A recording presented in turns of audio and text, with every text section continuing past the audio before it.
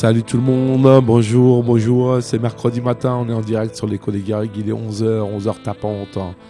Voilà, bon, il fait pas très très beau, mais le vent souffle, il devrait chasser les nuages sur la région de Montpellier, pour nous écouter sur le 88.5 de la bande FM, puis sur le web partout dans le monde. C'est Rimbaldi, on invite un écrivain, un poète, un homme de lettres, un éditeur, ça peut aussi arriver, voilà, qui tourne autour donc de l'écriture. Normal pour une émission qui s'appelle Rimbaldi. Et donc aujourd'hui, nous avons le plaisir de recevoir au studio Joseph Kassem. Ça va, Joseph ? Bah ouais, tranquille. Voilà, donc le principe de l'émission ne change pas. Large place faite à la lecture des textes de l'auteur, et puis des petites questions qui surviendront peut-être au fur et à mesure de l'écoute, de ma propre écoute. Voilà, tu nous viens de loin quand même, hein. Laisse c'est loin, Pouloulou. Ouais, bah ouais, c'est loin, mais enfin c'est pas si compliqué que ça, quoi. Voilà. Oui, c'est au bout de la rue, mais c'est loin. Voilà, c'est compliqué de circuler dans Montpellier, quoi. Ah mais ouais, l'arrivée d'hier soir, c'était épique, là, on peut en parler quand même. C'était poétique, carrément. C'était. Ouais. Je me suis retrouvé à deux doigts de tomber dans une fosse du tram, là, en voiture. Pour pas que les voitures roulent sur le tram, hein, ils ont fait des fosses. Hein. Et à 50 cm près, je suis tombé dans la fosse. Hein. Bah, faut que Bon, écoute, on va remercier la police nationale de Montpellier de ne pas nous avoir attrapés, parce que là, on était bon pour un rentrée de permis. Hein. Bon, mais bon, ce sont des anecdotes. Hein. Voilà, donc on fait comme ça. Tu as amené pas mal de petits textes issus de 2-3 trucs. On peut dire quand même que tu as 3 ouvrages majeurs en ce moment, peut-être 4 aussi. Il y a L'Amant, il y a Autopsie d'un bouffon, il y a Poil. La guerre du poil. La guerre du poil, et celui que tu m'as passé hier. Et c'est le château de nos pères, et ça c'est un roman par contre. Ouais. Et le dernier qui est sorti, c'est lequel ? Bah en fait, L'Amant et Un très bel orage a fissuré le ciel, Autopsie d'un bouffon. Sont sortis, tous les deux sont sortis en même temps en juillet 2015, quoi. D'accord. Voilà. Et du coup, celui que tu m'as passé, le château de nos pères. Le château de nos pères, il est sorti en novembre 2014. Il est un peu plus ancien. Ouais. D'accord. Bon, après l'émission, là, tu vas faire la tournée des librairies. Enfin, tu vas aller à Scrupule et à Soran. Ouais. Donc, ça veut dire que les gens qui veulent éventuellement trouver tes livres peuvent se rendre à Scrupule ou à Soran. Voilà. Et peut-être même ailleurs, non ? Bah après t'as différents déposants sur le Gard, l'Ardèche. Ah oui, ça oui. Voilà, Paris aussi. Puis après ça circule. Si tu veux, j'ai pas forcément de maîtrise de où circulent les livres, quoi. C'est. D'accord. Voilà. Bon, c'est lâché dans la nature, comme des petits ballons de baudruche qui partent. Un petit peu, ouais. Bon, t'as des retours quand même de gens qui te lisent, que tu connaissais pas, qui essaient de te joindre ou. Bah ouais, tu sais, dans la mesure où tu vas faire des salons, des dédicaces, des trucs comme ça, donc tu as des rencontres, quoi, avec des gens, et puis ils te disent ce que ça leur évoque. Voilà. Donc c'est assez intéressant. Assez peu sur Internet pour le coup, si tu veux. Quelques commentaires sur des blogs, sur Facebook, mais guère plus, quoi. Voilà. D'accord. Bon, de toute façon, en même temps, t'es un jeune écrivain. Hein. T'es pas très très âgé encore. Hein. Oh, ouais, je suis très jeune. Non, mais c'est vrai, t'es un jeune écrivain. Même si t'es pas jeune. C'est tellement long le temps d'être à l'aise dans l'écriture. Enfin, être à l'aise jamais, mais je sais pas, une sorte pas de routine non plus, jamais, mais le style, quoi. Le style est très très long à obtenir. Et voilà, quoi. C'est un drôle de métier qu'on a choisi, toi et moi. Bon, moi j'ai du mal à me dire que c'est un métier, si tu veux. Bah, d'ailleurs on parlait tout à l'heure des activités alimentaires qu'on pouvait avoir. Bon, bah, voilà, moi Oui, mais c'est alimentaire. Voilà, c'est alimentaire, mais bon, c'est du fait que finalement on est très très peu payé en tant qu'auteur. Bah voilà, t'es obligé de bosser à côté pour pouvoir bouffer, tout simplement. Ouais. Voilà. Après. Non, mais on en parlait du statut d'écrivain qui est très compliqué à obtenir, parce que il y a 500 écrivains à Paris qui vivent de leur plume, hein, et puis les même autres. pas. Ou même pas. Même pas, la plupart sont des rentiers, quoi, qui s'occupent, quoi. Ouais. Ça reste un truc de bourgeois, l'écriture, hein, quand même. Bah, je sais pas, quand tu vas à l'usine le matin, que tu fais 3-8, quand tu rentres chez toi le soir, tu fumes un pétard, tu regardes une série, mais tu vas pas t'amuser à écrire, quoi. Ouais, voilà. Ouais. Mais c'est le cas aussi pour plein d'autres gens, hein, qui vont pas à l'usine, mais qui rentrent crevés de leur boulot. L'usine, c'était au sens figuré, quoi. Tu vois, ouais. Bon, ce qu'on va faire, c'est qu'on va envoyer un peu de musique et puis derrière, tu démarres. Tu as déjà prévu le texte de départ Moi, je pensais commencer par 2 extraits d'un très bel orage a fissuré le ciel, autopsie d'un bouffon. C'est Le Monstre et La Page Blanche. Voilà. Bon. Alors voilà, le programme commence. On envoie un peu de musique sur le 88.5 de l'écho des Garrigues. Au début de l'histoire, nous n'étions qu'une seule et même étoile. Toi et moi, une matière en fusion, un alliage, un minerai, lentement qui se fait. Alors voilà, nous voilà ensemble depuis la nuit du jour. Nous sommes là ensemble. Nous voilà ensemble depuis la nuit du jour.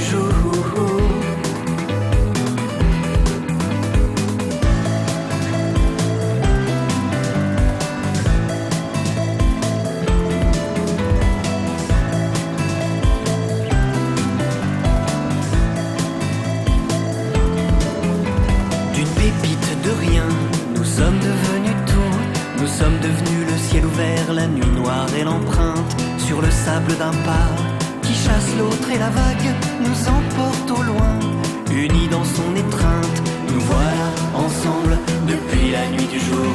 Nous sommes là ensemble. Nous voilà ensemble depuis la nuit du jour.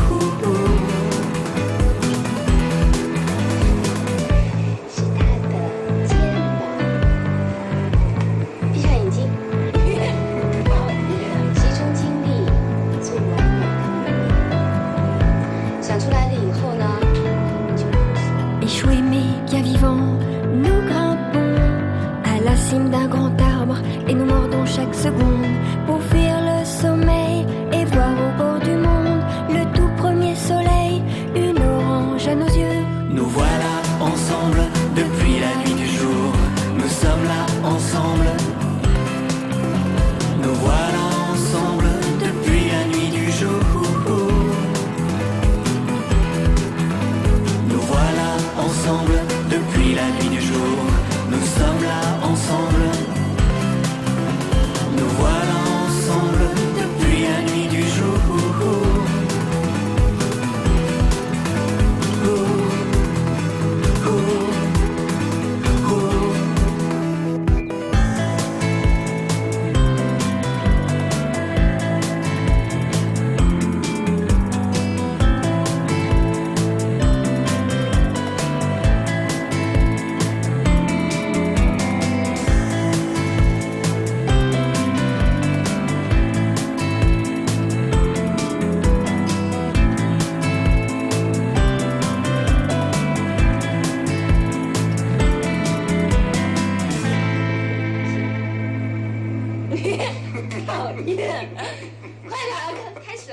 Alors, on vient d'écouter Ensemble de Nicolas Haas, qui est un auditeur de l'écho, qui nous a donné des sous et qui va recevoir un t-shirt bientôt par la poste, Inch'Allah. C'était donc extrait du CD Amour, qui sortira en février 2016. Si vous voulez des renseignements, c'est le www.nicolashaas, musique.com. Hein, voilà, Nicolas Haas. Haas pour le nom de famille.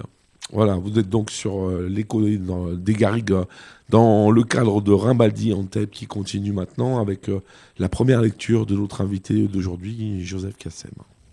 Donc le monstre. Il voudrait que j'écrive des trucs qui les flattent et qui caressent dans le sens du vide. Bien dressé et charmeur, je souris sans montrer mes dents. Mais voilà, je suis un vrai carnassier conditionné par le mépris de ceux de sa race. Je sors mes crocs d'acier rouillés par la rage et j'attaque. Je montre mes 100 canines brisées par un passé décomposé et je mords. Je casse les jambes de ma proie, lui arrache la tête de mes mains sales et la gueule grande ouverte, je déchire la chair charnue de son sexe. Enfin apaisé, je m'assois sur la face décapitée de ma victime pour mâchouiller tranquillement cette viande molle et prétentieuse. Ah, il m'avait dit 100 dents pour se rassurer les uns les autres. Mais ils me découvrent tel qu'ils m'ont façonné. Un monstre affamé du temps qu'on lui a volé.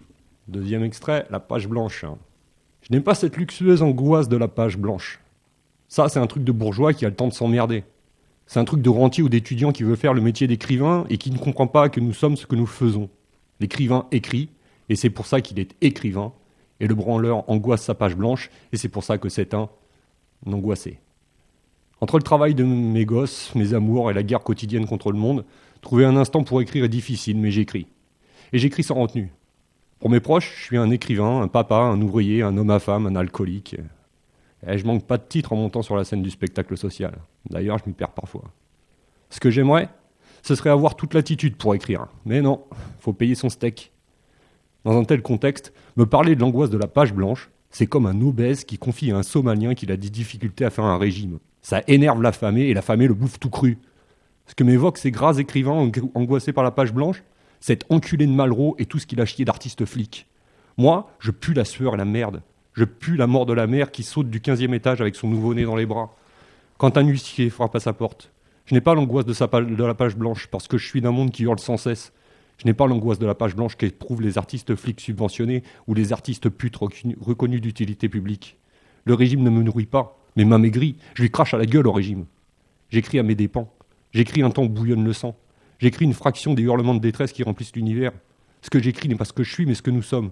Ah, je n'ai pas l'angoisse de la page blanche. Je n'ai pas le désœuvrement dans l'âme. Je suis un écrivain à l'encre hurlante qui se torche avec les pages trop blanches d'un monde condamné au mutisme et à la virginité totalitaire.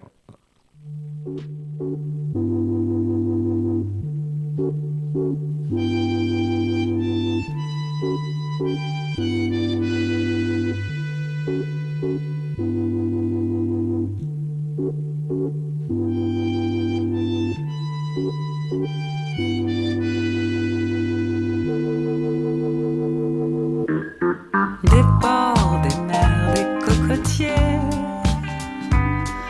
des filles, des bordels, des cinglés,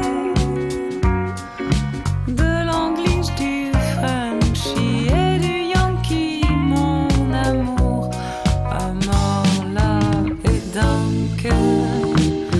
Dans chaque port il y a une fille, c'est moi, c'est elle, c'est à pleurer.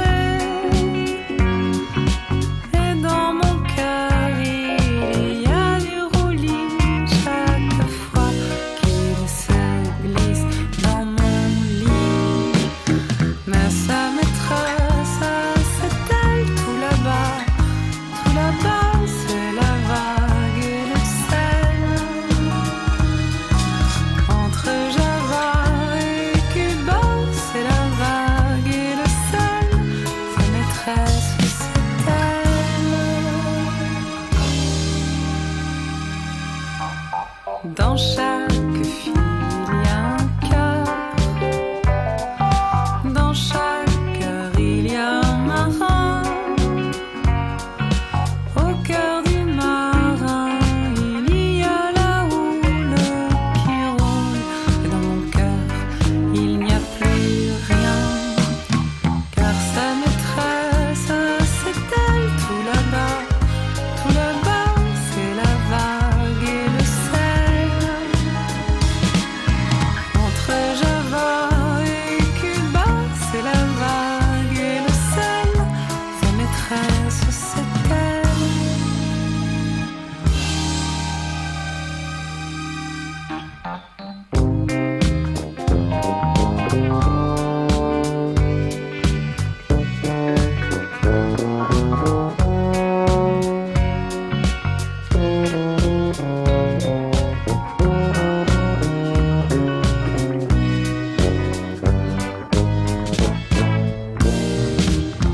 Des ports, des mecs, des cocotiers, des filles, des bordels, des cinglés, de l'anglish, du Frenchy et du Yankee, mon amour, à mort, love et Dunker, et Dunker, et Dunker.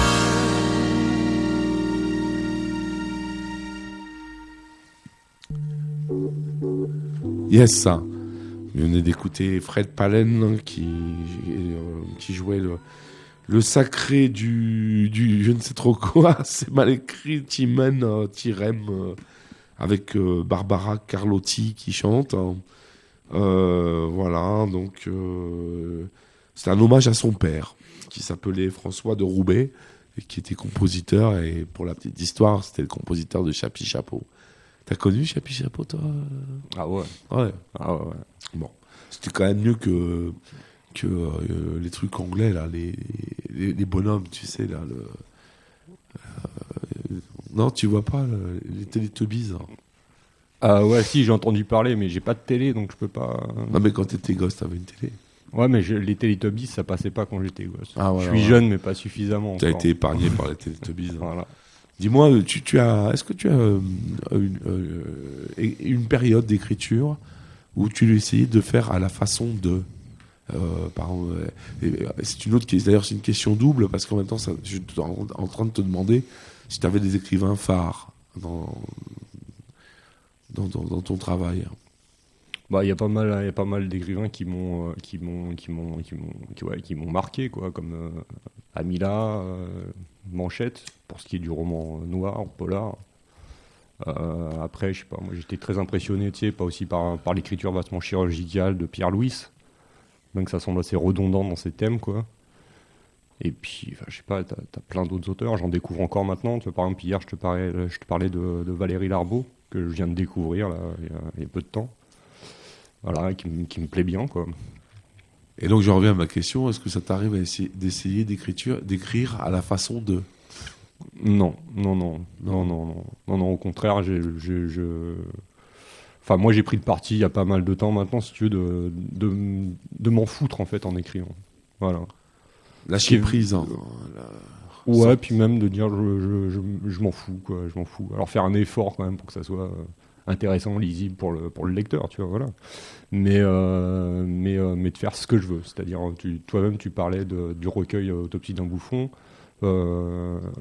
C'est complètement déstructuré comme recueil, t'as autant du texte que de la poésie, quoi. Bon, allez, on t'écoute dans la deuxième section de lecture. Donc c'est un extrait de quel... D'un très bel orage a fissuré le ciel, Autopsie d'un bouffon. Voilà. C'est-à-dire que là, notre ingénieur son, c'est Stéphane aujourd'hui, et là, il te demande de parler dans le micro, ce qui semble te poser un problème terrible. Bah ouais, moi j'ai du mal à rester assis en fait quand je lis, donc là je suis assis devant le micro, je dois pas bouger, c'est affreux, quoi. Alors on parlait de Chapi Chapeau, et là on a Zébulon là. Il y a un peu de ça, ouais. Bon. Allez hop. Donc mon ici. J'ai grandi dans les murs, sous les dalles et dans les effluves des égouts de RER franciliens. Mon teint avait la couleur du béton. Mon âme était plein comme la ville, toujours au bord de l'explosion. En moi, aucun espace vide, pas d'espace sonore, pas d'espace visuel. Tout était toujours plein et écrasé. Les horizons les plus éloignés qui m'étaient donnés d'avoir étaient ceux que m'offrait la SNCF. Depuis les fenêtres du train de banlieue, je regardais les friches industrielles succéder au grillage des jardins pavillonnaires. Horizon clos, jardin clos, cité close. La vie retranchait des pavillons comme des quartiers. Autisme généralisé, terreur infligée que l'on joue pour exister, terreur ressentie quand les jeunes mâles veulent s'imposer, coup de poing, tir de grenaille. Le pétard qui se fume dans le wagon de service, échange de salive sur un bout de carton, dernier moyen de fraterniser. Et puis des flics, des militaires, des ouvriers, des caissières. Il y avait aussi des chômeurs mal fagotés qui fonçant sur Paris. 45 minutes de trajet à relire le curriculum vitae. Celui-là est heureux, il a un entretien. Celle-là est anxieuse du désespoir où l'emmène le train. Chaque été, je partais dans le sud, dans les montagnes de Lozère. J'étais chanceux. Les 3 premiers jours, c'était toujours une ivresse. Il y avait l'horizon et les étoiles. Il y avait le bruit fracassant des insectes au mois d'août, les orages diluviens, ciel zébré et déchirement du firmament. Il y avait l'odeur, une odeur puissante qui m'envahissait, imprégnait chaque fibre, chaque atome de mon corps. Tout n'était qu'étendue et parfum, un sentiment d'infini, de possible, de lendemain. Mon être prenait consistance ici, mon ici. Nulle barrière, nul lieu clos à l'époque. Aucune peur. Un sentiment de sécurité totale. Une communion avec le relief, les rochers et les torrents. Rien de commun avec ce sentiment parisien d'être rempli, bourré, gavé et écrasé du dedans. Mon idée de la liberté a germé lorsque j'avais 4 ou 5 ans, et c'était dans ce lieu avec ses chemins, ses mûriers, ses ruines et ses trous d'eau. C'était les sources et puis mes fugues dans les genêts. C'était ma solitude dans un monde me comblant en tout. C'était cette lumière, cette chaleur, cette bonté gratuite et comme déposée à mes pieds, dans mes oreilles et sur ma peau. C'était l'ivresse et puis plus tard, le sentiment de ne pas le mériter, d'être trop laid et insignifiant pour ce pays qui s'habillait peu à peu de barbelés. C'est à 13 ans que j'ai eu honte d'être ce que j'étais pour la première fois. Devant toute cette générosité, je me sentais voleur et ingrat. C'est à cet âge que je suis ma crasse, la pollution que je représentais pour tous ceux qui affichaient devant chez eux propriété privée, défense d'entrée. Et pourtant, la trace de ce royaume demeure indélébile en mon âme. Je suis marqué au plus profond de moi-même par les herbes jaunies des terrasses en été, par les briques brûlantes mises dans mon lit en hiver. Aussi loin que je m'en souvienne, il y avait cette évidence, vivre là et non mourir là-haut. Depuis que je parle, je crois n'avoir jamais dit autre chose que ce désir de la roche, de la paille, des reliefs et du torrent. C'est un désir de vie répondant à une asphyxie. C'était mon rêve, c'était ma vie, c'était mon air, mon élément. C'était la matière même de mon existence. C'était la glaise de ce que j'aurais pu modeler. Mais ce que j'aurais pu accomplir, c'est déchirer sur leur barbelé. Ah, la haine m'enivre, rien qu'en écrivant le mot barbelé.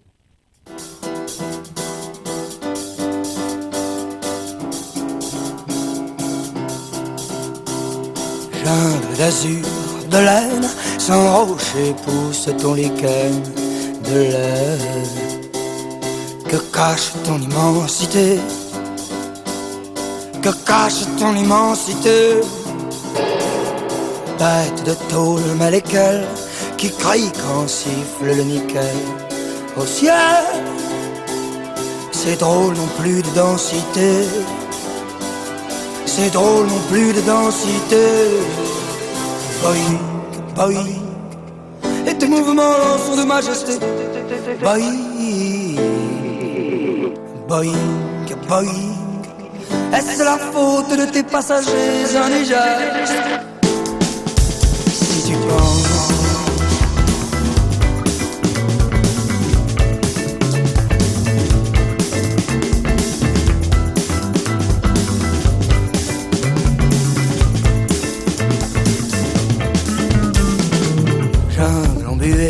d'azur aux arbres pour passer l'ennui.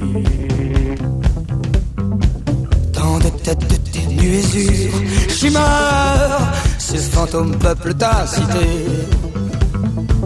Blanc jardin suspendu aux heures du jour, ta forêt de vapeur abrite notre monstre électricité. Notre monstre électricité. Boing, boing, et tes mouvements sont de majesté. Boing, boing, boing. Est-ce la faute de tes passagers indigènes? Si tu penses, boing, boing, et tes mouvements sont de majesté. Boing, boing, boing. Est-ce la faute de tes passagers indigènes? Si tu penches à gauche à l'est, enfin comme un vieil éléphant. À gauche à l'est, enfin, enfin comme un vieil éléphant.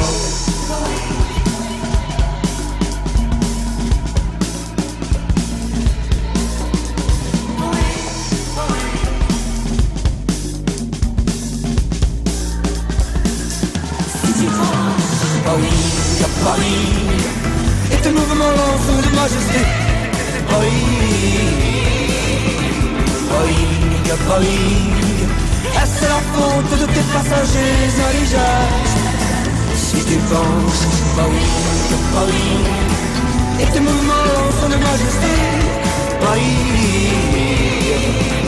boing, boing. Est-ce la faute de tes passagers indigènes?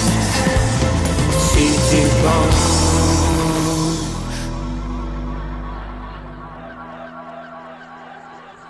88.5, l'écho des Garrigues, www.échodegarrigues.com, partout sur Terre, c'est Rimbaldi Zantei pour ce mercredi matin, 28 du mois d'octobre. On vient d'écouter un EP, un extrait d'un EP de Feu Chatterton, d'un album, un single qui s'appelle Boeing et qui est disponible depuis le 16 octobre 2016 et qui est donc chez Barclay. Je vois ça existe encore, Barclay. Voilà, bon, c'est le petit mot qui accompagne la petite musique. Joseph, là, tu parles dans un truc, tu sautes d'un livre à l'autre ou pas encore, ou Non, là je vais refaire encore 2 petits extraits d'un très bel orage. Après, si tu veux, on peut passer à quelque chose de plus décontractant, plus amusant, tu vois. Bon, oui, comment Ouais, on laisse venir. Oui, Ouais, on laisse les choses se faire toutes seules. presque. Quasiment. Quasiment. Le moins possible. Alors, Amok, c'est toujours un extrait d'un très bel orage à fissurer le ciel. Le traitement de texte sur la tempe, je me suicide à chaque lettre, tandis que mes lecteurs m'acclament. J'ai commencé à écrire pour faire cesser la douleur de l'existence. J'ai commencé à écrire il y a 20 ans pour en finir. Ma souffrance s'écrasait sur mon clavier dans l'espoir d'en crever. J'avais mal. Mes verbes étaient comprimés. Chaque phrase était un coup d'écriture à pompe tiré dans la vitrine du monde. Un monde qui m'enfermait dans ma colère, dans mes frustrations, dans l'affliction. J'attendais que quelqu'un abatte le forcené. Des sadiques killards ont fait l'inverse. Ils m'ont encouragé dans mes massacres au stylo bic. Rongé par la haine, du dehors comme du dedans, je subissais une pression verbale phénoménale qui se déchargeait et se rechargeait sans cesse. Dans les courts intervalles de la décharge et du réarmement, j'étais soulagé. Il fallait donc continuer à tout flinguer alentour pour ressentir cet instant de bien-être où ma souffrance ne m'habitait plus et était écrite. Ah, je pleurais mes phrases. Mon lectorat en redemandait en se tapant sur les cuisses. Moi, j'avais mal. Je n'ai jamais fait l'effort de persévérer. J'ai simplement continué mûri. Aujourd'hui, je flingue encore à tout va, alors que je suis debout sur une montagne de cadavres textuels. Mon écriture est mon syndrome. Donc là, je vais lire un autre extrait. Je pense plutôt une poésie. Parce que c'est vrai que dans l'autopsie d'un bouffon, il y a du texte en prose et puis il y a de la poésie qui se mêle, qui se mélange, qui s'associe, ce qui est très peu fréquent dans le monde du livre. C'est un choix justement de couper court à un certain format. Disons que ça, c'est les règles préétablies en termes d'écriture m'emmerdent fermement. Et je fais ce que je veux. De toute façon, tant qu'on m'édite, quand je fais ce que je veux, je continue. Tu vois. Ouais, je suis assez d'accord avec toi. C'est complètement logique. Donc, une poésie, sinistre quadrillage. Donc, c'est toujours tiré d'un très bel orage à fissurer le ciel. Par le train, un sinistre paysage. Pavillon cerclé de grillage. Immeubles et arbres sans feuillage. Un sinistre quadrillage. L'ennui d'y vivre, l'ennui de voir, et puis le lourd désespoir de cet horizon trop sage, sinistre quadrillage. Tout est clôturé, fermé à double tour. Ici tout se vole, même l'amour. Nous y naissons, nous y mourons, en cage, sinistre quadrillage. Nul passé, nul avenir. La banlieue est faite pour y pourrir. Ici, il n'y a que silence et rage, qu'un sinistre quadrillage. Je peux en lire un autre, là, poème, ouais. Ouais. Allez, un dernier, puis après musique. Stéphane. Je suis d'un peuple sans mort. Ah, ça, c'est un truc qu'il faut savoir, c'est que... donc, je parle de la région parisienne, en fait, quand je parle de ça. Je suis venu dans le sud, il y a 15 ans, quoi. Et en région parisienne, il n'y a plus de place pour regarder les cadavres depuis longtemps. Donc, tu n'as que des concessions limitées. Tu peux choper une concession sur 20 ans, mais au bout de 20 ans, hop, le cadavre, fosse commune, on n'entend plus parler, c'est fini, quoi. C'est un poème qui s'appelle « Je suis d'un peuple sans mort ». Voilà. Je suis d'un peuple sans mort. Nos cimetières ne les gardent pas. Sans racines, sans terre ni port, nos aïeux ne dorment pas là. Pas de passé, pas de demain. On est breton ou algérien, on s'invente une patrie pour combler vide et ennui. Tel est mon peuple, tel est Paris, ville du monde et de l'oubli. Qui est né croit qu'il y meurt, qui s'en enfuit croit au bonheur. Et où que tu ailles, ce n'est qu'horreur. Où que tu crèves, ce n'est qu'erreur. Enfant du Nord, plein de chimères. Tu meurs cynique, tu mords amer.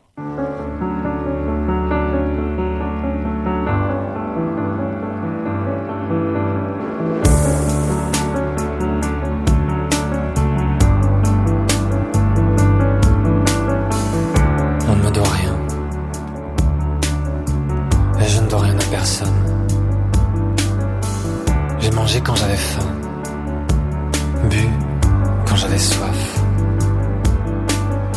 C'était facile, facile comme la solitude.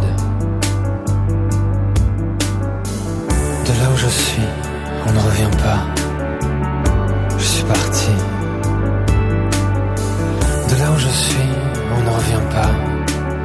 Je suis parti vivre avec les chats. Loin, loin de vous. J'aurais pu devenir fou, devenir moi-même. J'aurais pu croire en Dieu. Et quand bien même j'avais le cœur lourd, je dansais encore un peu.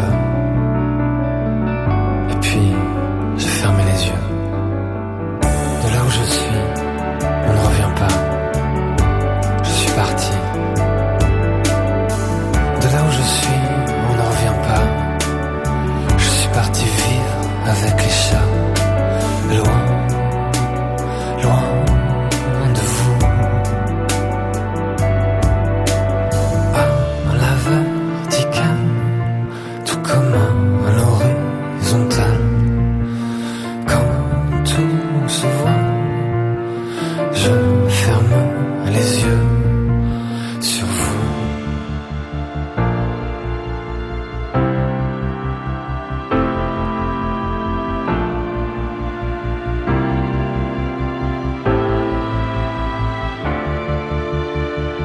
De là où je suis, on ne revient pas. Je suis parti. De là où je suis, on ne revient pas. Je suis parti vivre avec les chats. Loin, loin de vous.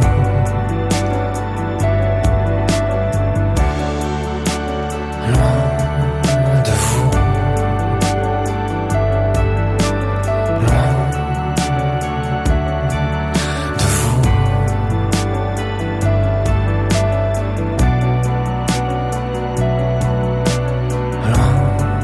de vous.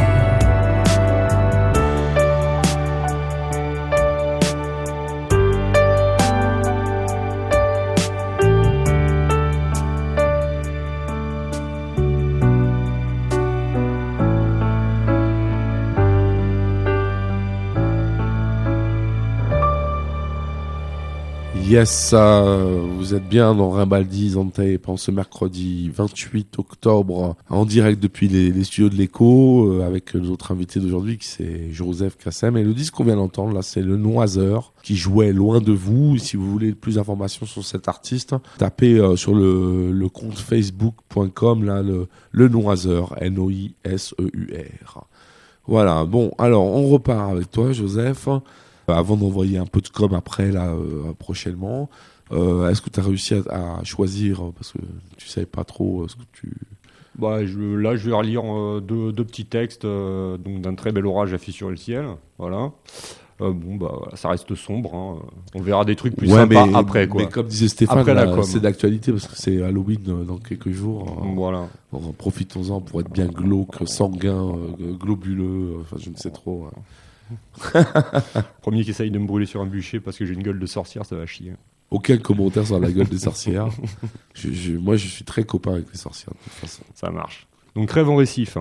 Un rêve est un récif propice au naufrage. Trop souvent, nous mutilons le présent et en forçons les contours pour y faire rentrer le rêve. Toujours, le rêve fait exploser le présent. Après lui, il ne reste que le néant. Le rêve est toujours plus fort. Les sentiments comme les désirs sont trop volatiles. Ils peuvent se perdre en concession quand l'intransigeance du rêve continue à cracher à la gueule de nos arrangements.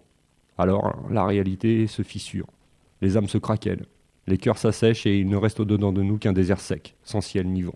Quittant l'épave, le marin reprend la route de la côte pour embarquer sur un nouveau bateau. De voyage en naufrage, un jour, il peut être le capitaine de son propre bateau, de son propre rêve. Toute sa vie, il a navigué dans le bateau des autres, comme un objet dans le rêve d'un autre que lui. Puis vient un jour où il embarque sur son propre bateau, son propre rêve. Quand à son tour son bateau fait naufrage, notre marin voit son équipage rejoindre d'autres bateaux.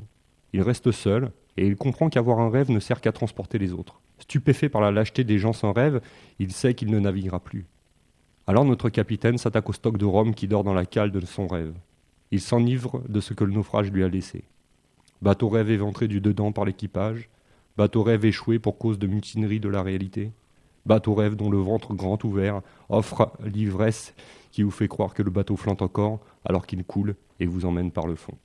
Quand la mort me taquine, dragueuse et putassière, quand elle me fait des yeux de biche et me murmure ses salaires, quand elle ouvre ses cuisses, salope et outrancière, la mort se la joue fine, s'invente romancière. Elle s'offre à chacun, gratis et sans retenue, la mort est une putain qui tortille du cul. Ses promesses ne valent rien, elle séduit des âmes perdues, elle broie ton cœur entre ses mains et te dévore au tout cru. L'adolescent en rêve, elle est si romantique. La vie n'est qu'une trêve, n'est que son rire cynique. Mais quand son voile se lève, dans un rire horrifique, elle t'embrasse de ses lèvres, ton regard mort est ta panique. La mort est impatiente, fiévreuse et désirante. Elle sait qu'elle va gagner, mais ne tolère son attente. Certes, la vie est une mort lente, une ascension et une descente, mais je ne puis la tromper, la vie m'a mis, ô mon amante. La vie j'y tiens et m'y accroche, et j'en loue toutes les beautés. Quant à toi, mort aussi moche, Je te combats, même si je m'amoche. Le jour viendra où je décroche. Je sais que tu vas me niquer, mais il va falloir que tu me décoches plus d'une flèche empoisonnée. Je t'ai vu si souvent que je ne suis plus effrayé. Emporte les âmes, emporte le vent, mais tu frappes à côté. Vois-tu ce doigt d'honneur qu'un vivant te dédicace? Tu as perdu face au bonheur, et tu n'auras que ma carcasse.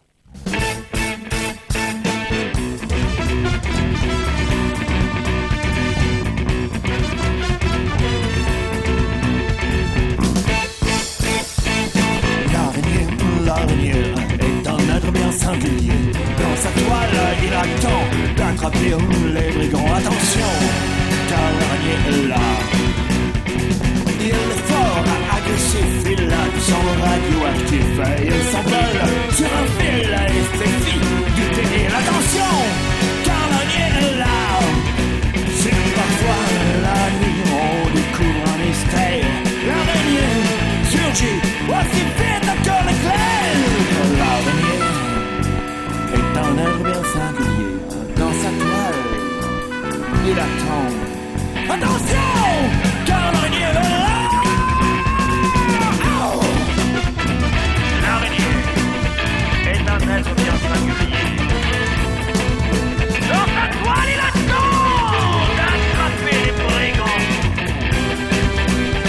Attention!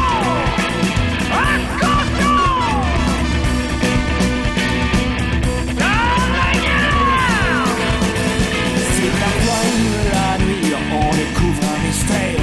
L'araignée surgit aussi vite que l'éclair. L'araignée, toujours là pour nous protéger. Il apporte des secours et ne veut rien en retour. Attention, car l'araignée est là.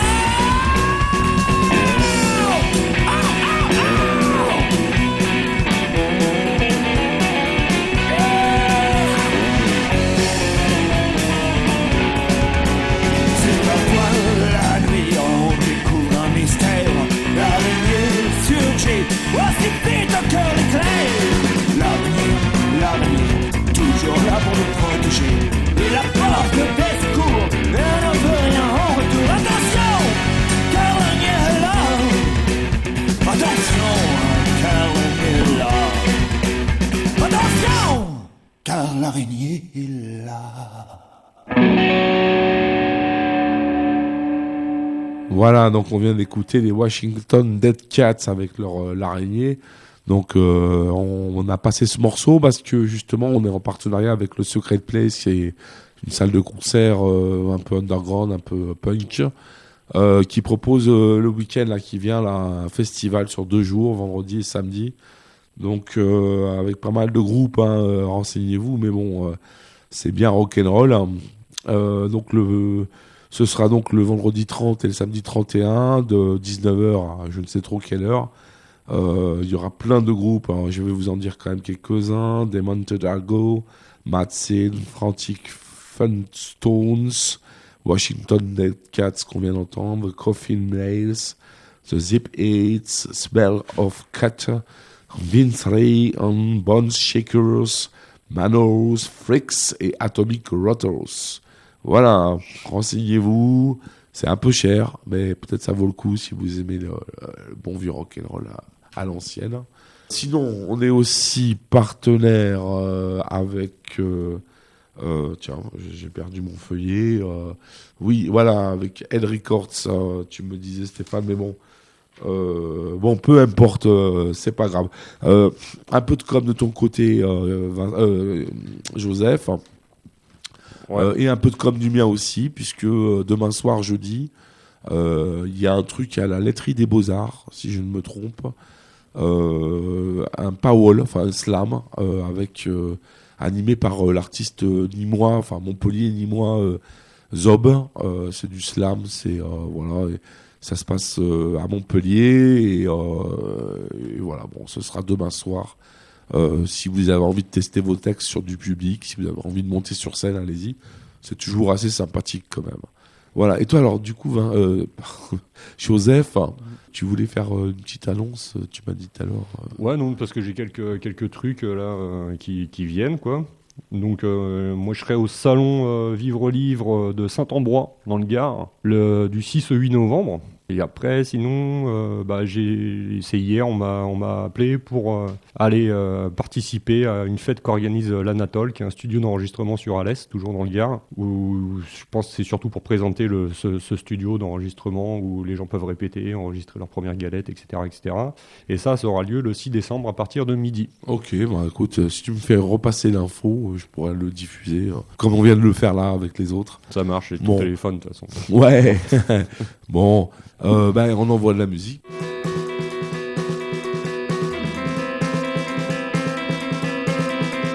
Still sweating, still writing, working hard to have an exciting life when we get home. Still drumming, still tuning, still going.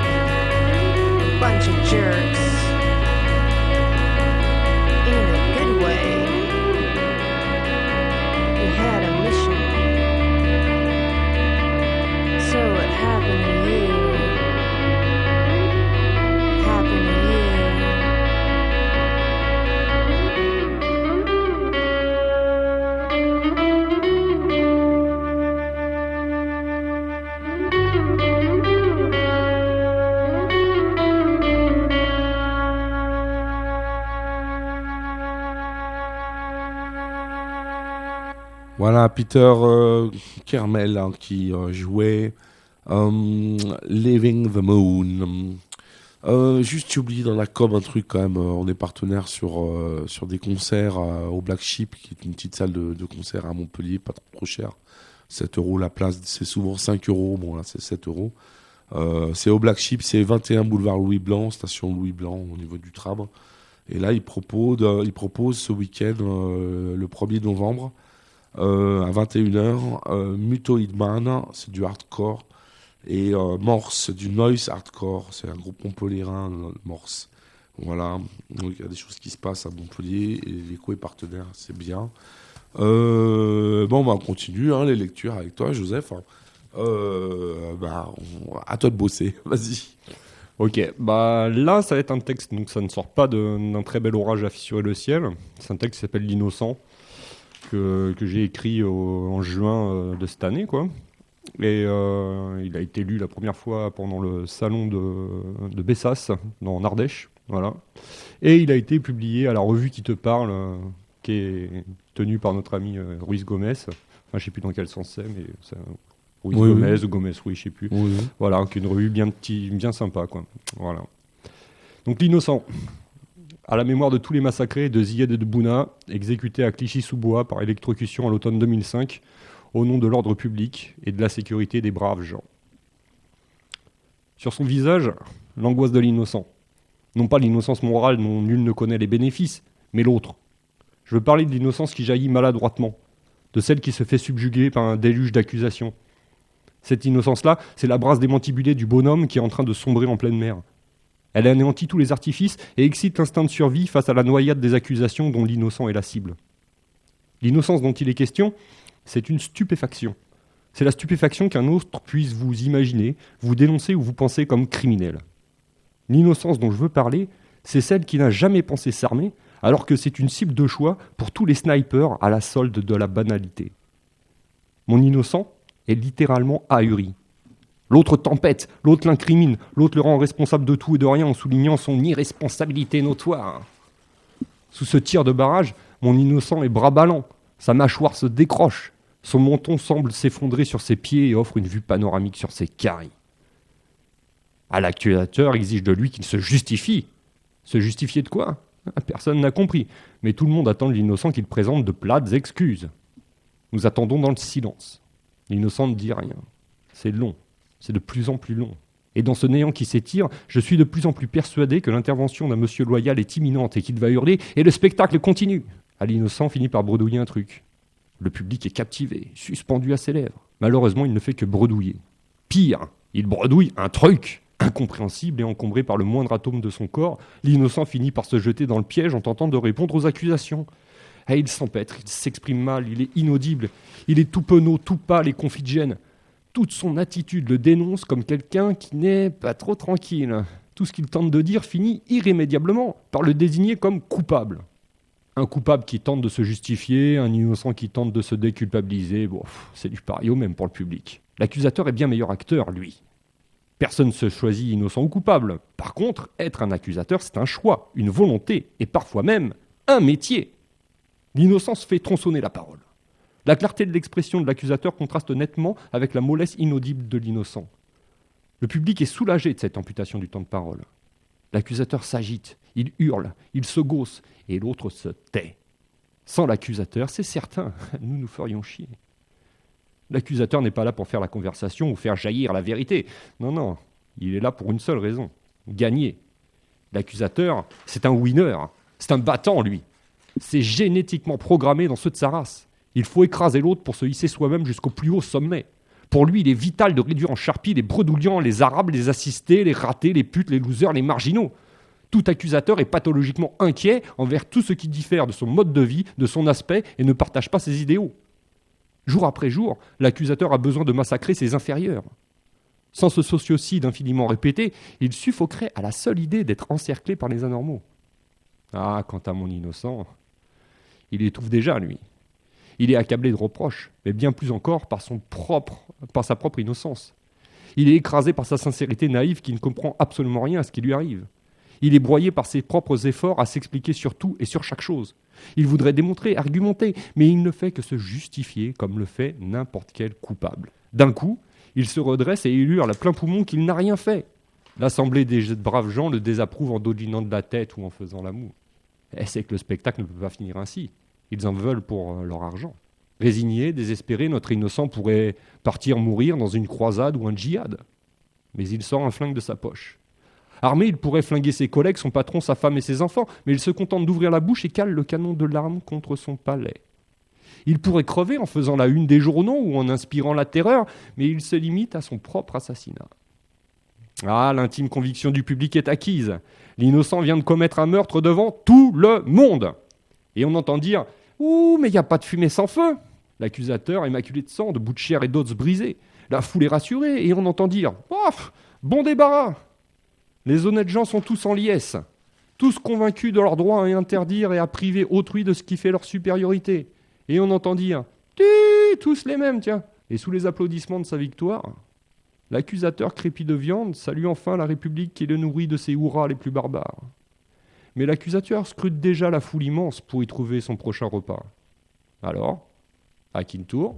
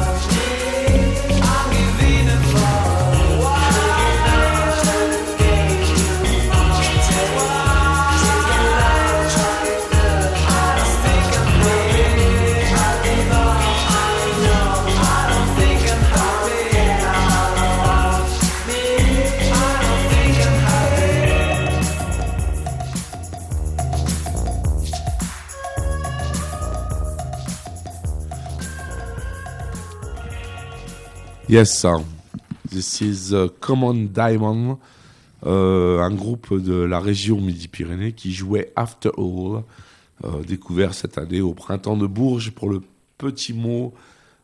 Juste, Joseph, oui, tu voulais dire quelque chose? Ouais, si les gens veulent suivre mon actualité d'auteur, voilà, ils peuvent se référer à mon blog, donc josephkassem.com, josephkassem.com, voilà. D'accord, bon. Alors, vas-y, dernier petit bout de lecture, et puis ce sera le générique, déjà, et on sera obligé de rendre l'antenne. Allez, je me speed. Donc ça, c'est un extrait de La guerre du poil. Donc vu que c'est super lugubre ce que j'ai lu avant, je me suis dit je vais faire un truc un peu plus rigolo, quoi. Voilà. Ma môme, comme la plupart des enfants du début du 21e siècle, est sujette à la propagande d'État à propos de la citoyenneté et de l'environnement. « Il faut sauver la planète !» murle-t-elle lorsqu'avec négligence, je jette la bouteille de sirop en métal dans la poubelle prédestinée au papier. Les maîtres des écoles n'ont-ils pas honte d'instrumentaliser ainsi des enfants qu'ils n'ont même pas fait eux-mêmes? Sont-ils obligés d'être aussi zélés dans ce martelage de crâne, cette entreprise mange-cerveau?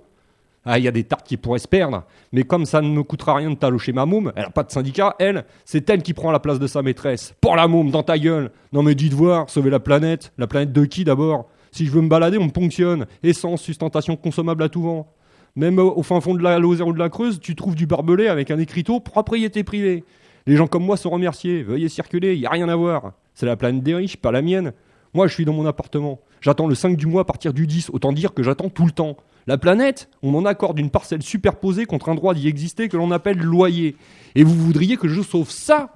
Non mais dites donc, monsieur dame, je suis pas fou, j'en ai rien à foutre de votre monde de merde. Faites-moi donc un bon petit monde, sans état, ni frontières, ni propriété, et je daignerai m'intéresser à cette histoire environnementale. De toute façon, je suis au premier, à 8 mètres au-dessus du sol, avec la fonte des calottes glaciaires, je m'imagine parfois à Venise et pense avec joie à tous ces chiens d'épiciers qui crèvent de rien sur les tiroirs caisses de leur boutique en rez-de-chaussée. Voilà, c'est le générique. Donc, vous rappelez que la caravane passe le mardi à 18h et qu'elle est rediffusée le vendredi à 20h. Vous signalez aussi que ce soir à minuit, prise d'antenne avec Joseph, Valérie et moi-même pour des lectures de textes érotiques. Donc voilà, vous êtes au courant maintenant, ce sera ce soir minuit. Et puis voilà, on a dit plein de trucs. Je fais un big up à Jean-Marie qui est un nouvel auditeur de l'Écho, tout fraîchement arrivé. Donc c'est un copain de balade, voilà, qui nous Salut écoute, Jean-Marie. j'espère. Alors il dit bonjour parce que c'est un débutant, un auditeur débutant. Voilà, la rediffusion le 6 novembre à 16h. Merci Stéphane pour la technique et à tout à l'heure pour ceux qui sont intéressés par des lectures un peu obscènes. Merci Joseph. Ouais, bah plus tard alors. À tout à l'heure.